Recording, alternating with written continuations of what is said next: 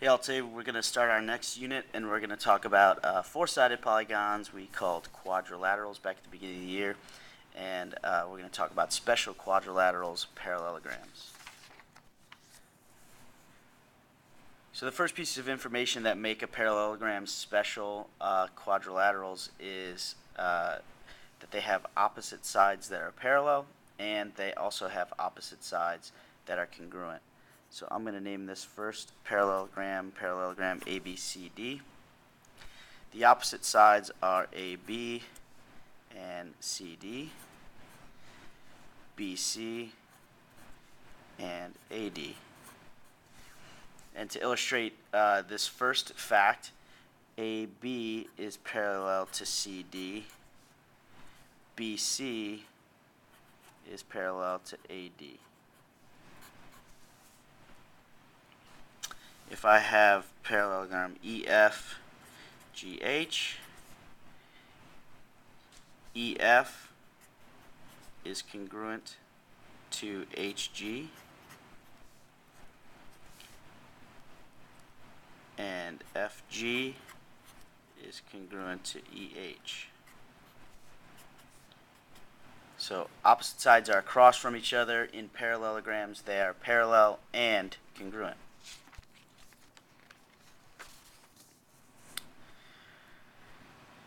Another thing we know about parallelograms that makes them unique quadrilaterals is about their angles. First things first, all the interior angles of a parallelogram or any quadrilateral add up to 360. And we know that the consecutive angles are supplementary, which remember means they add to 180. So if I label this again parallelogram ABCD, the consecutive angles are the ones that come one right after each other. So when I name it ABCD, A and B are consecutive, B and C are consecutive, C and D, D and A. So for example, the measure of angle A plus the measure of angle B, two consecutive angles, they add up to 180 because they're supplementary. Now if I look at parallelogram EFGH, I also know about parallelograms that the opposite angles are congruent. So in this case, E and G are opposite. So angle E is congruent to angle G. Angle H and angle F are opposite. Angle H is congruent to angle F.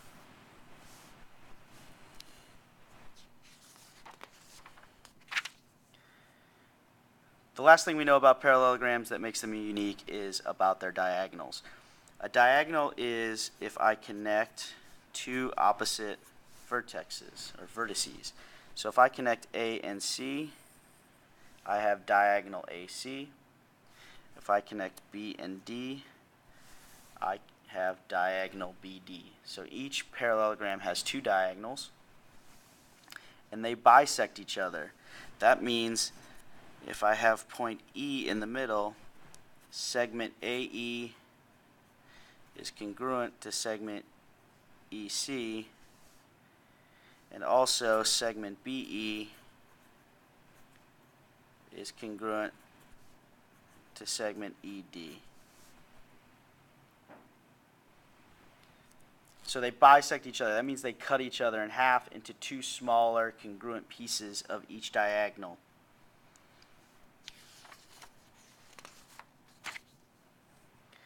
So let's do a couple examples here using those properties and a little bit of algebra. So I want to find the variable in each of these parallelograms. In this one I have opposite sides here, and I know that those opposite sides must be congruent, so I can set up an equation that says this side, that's 20.5, and the side that's opposite from it, B plus 14.5, are equal. And then I can just subtract 20.5 minus 14.5, and I'll get that B is 6. Over here I have two consecutive angles, one that comes right after each other. Those two should add up to 180. So I can simplify here. 8s plus 3s is 11s. 5 plus 10 is 15. Subtract 15 from both sides.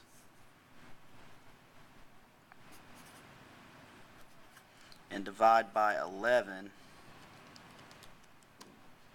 And I get that s is 15. Last but not least, I have in here two diagonals.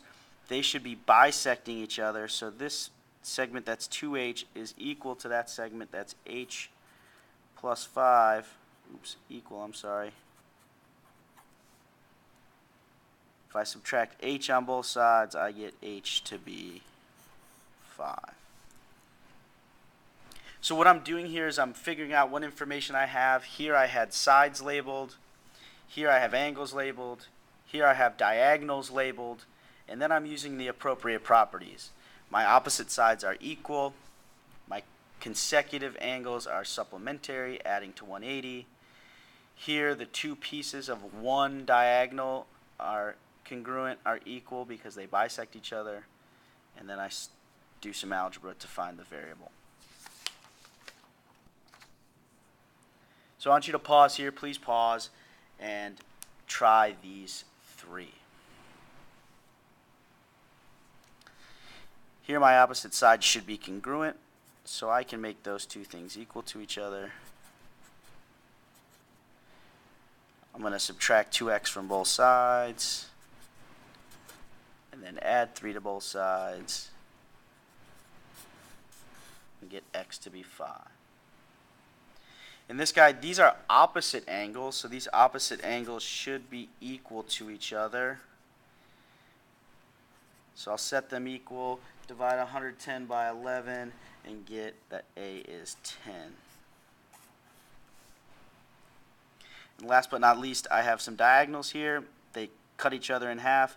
These two that I have labeled 2d plus 1 and d plus 3 should be congruent. So they should be equal. I'll subtract d from both sides, and then subtract 1 from both sides.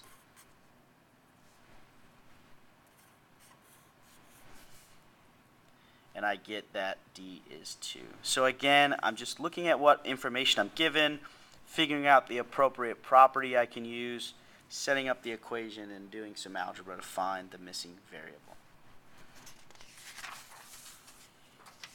So I've got 3 you-do problems for you. They should look very similar to the examples, to the pause and try problems. Do these 3, and then we can answer any questions and do some practice in class.